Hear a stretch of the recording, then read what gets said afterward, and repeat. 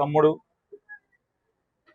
అకాల మరణం అంటే హఠాత్ మరణం పొందటం, గుండాకి చనిపోవటం అనేది పుట్టెడు దుఃఖాన్ని కుటుంబానికి దేవుడిస్తే వారిని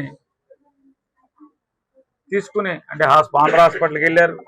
ఆంధ్ర హాస్పిటల్లో చూపిస్తే ఎంత ప్రయత్నం చేసినా, సిపిఆర్ చేసినా, షాక్ ట్రీట్మెంట్ చేసినా అప్పటికే తీసుకెళ్లేప్పటికే మరణించున్నాడని చెప్పని వైద్యులు చెప్పడం, తర్వాత వారిని అంబులెన్స్లో తీసుకుని ఇంటికి తీసుకోవడం జరిగింది. కానీ దురదృష్టం ఏంటంటే రాంబాబు గారు 38 ఏళ్ళకి మరణించడం, గుండె ఆగి మరణించడం అనేది ఆ కుటుంబానికి హఠాత్ పరిణామం అయితే, కానీ ఎన్టీఆర్ జిల్లా పోలీసులు అంటే పుట్టెడు దుఃఖంలో ఉన్నటువంటి వాళ్ళని విడిచిపెట్టకుండా వాళ్ళని వేధించడం.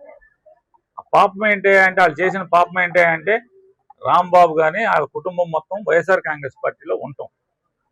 అంటే పార్టీలో ఉంటూ గుండాకి మరణించినా కూడా ఆ మరణాన్ని కూడా దాన్ని ఏదో రాజకీయం చేద్దామని చెప్పని, జగన్కి చుట్టదామని, జగన్కి పోద్దామని ఈ మరణాన్ని కూడా శత విధాల ప్రయత్నం చేయటం.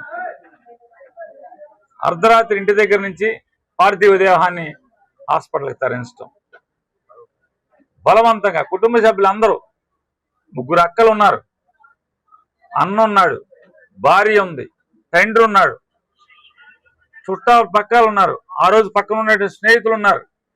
ఎందరూ చెప్తున్నా అందరూ కాళ్ళు పట్టుకుంటున్నా పోలీసుల్ని, అయ్యా మాకు అనుమానం లేదయ్యా, మా వాడు ఆల్రెడీ 2011లో గుండెకి సంబంధించినటువంటి ఇబ్బంది వస్తే రమేష్ హాస్పిటల్లో వైద్యం చేసుకున్నాడు.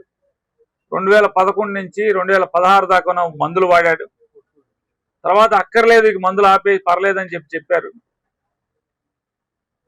అక్కడి నుంచి శుభ్రంగా రోజు వ్యవసాయం చేసుకుంటున్నాం. మా బిడ్డ మరణంలో ఏ రాజకీయం లేదు, ఏ ఒత్తిడి లేదు. మా మానవ మమ్మల్ని బతకనేయండియా, మమ్మల్ని ఏడవనేయండియా, తనవి తీరా అని చెప్పినా కూడా 100 మంది పోలీసులు వచ్చి రాంబాబు గారి పార్థివ దేహాన్ని తీసుకుని హాస్పిటల్లో మార్చురీలో పెట్టి పొద్దున్నే పోస్ట్ మార్టం చేసి అప్పచెప్పడం. పోలీసులు ఎందుకు చేస్తున్నారు ఇట్లా? ఎవరి కోసం చేస్తున్నారు?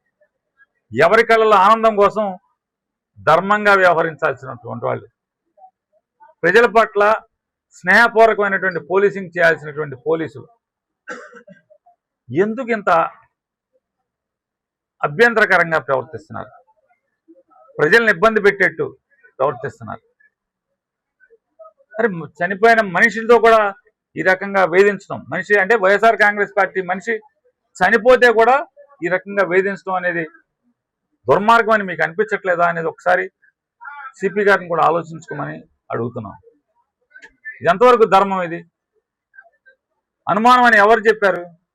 భార్య చెప్పారు. భార్య బాబు మాకు అనుమానం లేదయా అని చెప్పి భార్య రోధిస్తున్నారు, అన్న రోధిస్తున్నాడు, తండ్రి రోధిస్తున్నాడు, చుట్టపక్కల రోధిస్తున్నారు, అక్క చెల్లెలు రోధిస్తున్నారు, మా తమ్ముడిది సహజ మరణం మాకు వదిలేయండి అయ్యా అని చెప్పి. అయినా సరే ఒళ్ళంతా తీసుకెళ్లి కోసి ఏం సాధించారు? ఎవరు చల్లబడ్డారు? ఎవరు కళ్ళు చల్లబడినాయి? డీసీపీ కళ్ళు చల్లబడినాయా? ఇబ్రహీంపట్నం సిఐ కళ్ళు చల్లబడినాయా? ఎవరి కళ్ళు చల్లబడినాయి అంటున్నారు. ఎవరో ఆనందం కోసం, పైశాచికత్వం కోసం ఈ రకంగా మీరు ప్రవర్తించటం అనేది, కాకి చొక్కాలో ఉన్నటువంటి ముసుగులో ఉన్నటువంటి కొంతమంది ఇటువంటి అధికారులు ప్రవర్తించడం అనేది పూర్తిగా అభ్యంతరకరం. దీన్ని నేను ఖండిస్తూ, ఇప్పటికైనా తోటి పోలీసులు కూడా చెప్పండి ఇట్లాంటి వాళ్ళందరికీ కూడా, అరే తప్పురా, పాపం రా, ఇట్లాంటివి చేయబాకండి రా. ఇక్కడ కాకపోతే ఇంకో చోట ఉద్యోగం చేసుకుందాం, ఆ ఉద్యోగం అక్కడ కాకపోతే బీఆర్లో ఉందాం, అంతేగాని ఇటువంటి పాపాలు వద్దురా అని చెప్పి తోటి పోలీసు అధికారులను కూడా చెప్పమని చెప్పని మేము వేడుకుంటున్నాం, వైఎస్ఆర్ కాంగ్రెస్ పార్టీ వాళ్ళందరం కూడా. అలాగే దొంగల రాంబాబు గారి యొక్క అకాల మరణం, హఠాన్ మరణానికి వైఎస్ఆర్ కాంగ్రెస్ పార్టీ చింతిస్తూ, బాధపడుతూ, ఆ కుటుంబానికి ధైర్యం చెప్తూ, రాంబాబుని తిరిగి తేలేమేమో కానీ, తెచ్చి ఇవ్వలేం కానీ, వైఎస్ఆర్ కాంగ్రెస్ పార్టీ జగన్మోహన్ రెడ్డి దగ్గర నుంచి చిలకలలోని చిన్న కార్యకర్త వరకు మీకు అండగా ఉంటాం. మీకు ధైర్యం కోల్పోకుండా మీకు ప్రతి దాంట్లో మేము అండగా ఉంటాం అని చెప్పైతే ధైర్యం చెప్పడానికి ప్రయత్నం చేశాం. రాంబాబు గారి ఆత్మకు శాంతి చేకూరాలని అయ్యా పోలీసు వారు ఎవరైతే ఈ వేధిస్తున్నారు దినమన్నా ప్రశాంతంగా చేసుకోనండి. చిన్న కర్మ పెద్ద కర్మ అన్నా ప్రశాంతంగా చేసుకోనండి. అరే మాకు అనుమానం లేదు మొర్రు అని చెప్పి కుటుంబం అంతా అల్లాడుతుంటే కూడా ఈ రకంగా చేయటం ఎంతవరకు? ఈ 3 సింహాలను అడగండి ఒకసారి. అది ధర్మం అధర్మం మీరు చేసే ఉద్యోగం అని ఎతో పలుకుతూ మరొకసారి రాంబాబు గారికి ఆత్మకి శాంతి చేకూరాలని, ఆ కుటుంబానికి, ఆ భార్యకి, అన్నదమ్ములకి, అక్క చెల్లెలకి, తండ్రికి, వృద్ధ వయసులో ఉన్నట్టు తండ్రికి భగవంతుడు మనోధైర్యాన్ని ఇవ్వాలని చెప్పి మనస్ఫూర్తిగా ప్రార్థిస్తూ జోహార్ దొంగల రాంబాబు గారు, జోహార్ దొంగల రాంబాబు గారు.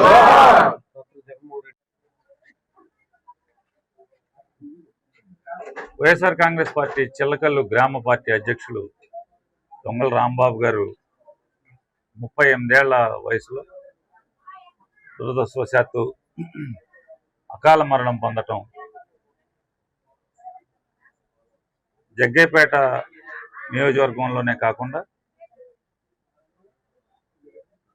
ఉమ్మడి కృష్ణా జిల్లా అంతా కూడా అంటే ఆశ్చర్యం, బాధ. ఈ చిన్న వయసులో ఇదేంటి హఠాత్ మరణం జరగటం, దానికి జగన్మోహన్ రెడ్డి గారు వస్తున్నారని చెప్పి చూద్దామని ఉత్సాహంతో అక్కడికి రావటం, ఈలోపు గ్రామస్తులందరూ కలిసి లేట్ అయ్యేట్టుంది జగన్ గారు వచ్చేది, భోంచేసి వద్దామని నడుచుకుంటా వెళ్తూ 4 అడుగులేసి కుప్పకూలిపోవటం అనేది జరిగిందని చెప్పని స్నేహితులు అలాగే వారి సొంత బంధువులు, కుటుంబ సభ్యులు కూడా చెప్పడం జరిగింది. వారి శ్రీమతి గారితో కూడా మాట్లాడటం జరిగింది.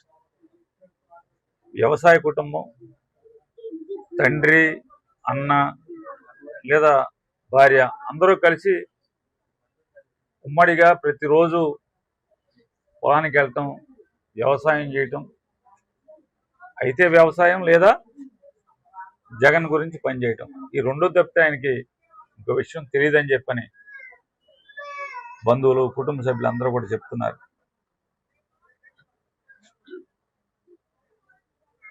చిన్న వయసులో విషయం తెలియంగానే, ఆయన ఇంటికి చేరంగానే విషయం తెలిసింది. విషయం తెలియంగానే వారు వాళ్ళ అన్నగారితో మాట్లాడటం జరిగింది. తప్పకుండా మనం కలుసుకుందాం, మాట్లాడుతాం, ధైర్యంగా ఉండండి అని చెప్పి వారు చెప్పడం జరిగింది. జగన్మోహన్ రెడ్డి గారి యొక్క ఆదేశం మేరకు నేను రావటం జరిగింది. జగన్ గారు వెళ్ళి వాళ్ళ కుటుంబంతో మాట్లాడరా అని ధైర్యం చెప్పరా, మళ్ళీ మనం అందరం టచ్లో ఉండండి, మీరు అందరం అండగా ఉందామని చెప్పి జగన్మోహన్ రెడ్డి గారు నాతో చెప్పి పంపించడం జరిగింది.